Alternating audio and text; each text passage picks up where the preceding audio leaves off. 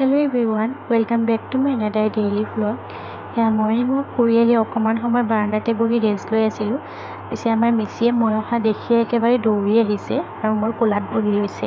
তাইক মানে মৰম কৰিব লাগে, তাই মৰম কৰিলে বহুত বেছিয়ে ভাল পায়। সেয়েহে তাইৰ লগত অকণমান সময় থাকি তাইক মৰম কৰিলোঁ আৰু তাৰ পাছত আহি ধুনীয়াকৈ মই মোৰ য়োগাখিনি কৰি আহিছোঁ পাকঘৰলৈকে দেউতাক চাহ দিবৰ কাৰণে আৰু লগতে মোৰ কাৰণে এগিলাচ ধুনীয়াকৈ ডিটক্স ড্ৰিংকো বনাই লৈছিলোঁ আৰু এইপিনে মায়ে দিলে নহয় ব্ৰেকফাষ্টটো, তো সেইখিনিও খাই ল'লোঁ। আৰু সেইদিনা বৰ বিশেষ এটা ভিডিঅ' বনোৱা নহ'ল, মানে মোৰ গাটো ভাল নাছিল। এয়া চিধা নেক্সট দিনাখনৰ ভিডিঅ', মানে যোৱাকালিৰ ভিডিঅ'। আমি দুয়োজনে গৈছিলোঁ আমাৰ সকলোৰে মৰমৰ হিয়াৰ আমঠু জুবিন দাৰ শেষৰখন চিনেমা চাবলৈ।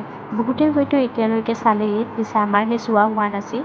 মানে আমাৰ 21 তাৰিখে চাবলৈ বহুত মন আছিল যদিও বহুতবাৰ চেষ্টা কৰিও আমি বুকিংটো কৰিব নোৱাৰিলোঁ। সেয়েহে আমি যোৱাকালিয়ে চাই ল'লোঁ আৰু চিনেমাখনৰ বিষয়ে ক'ব লগা একোৱেই নাই মোৰ ওচৰত, মানে মই ভাষাহীন।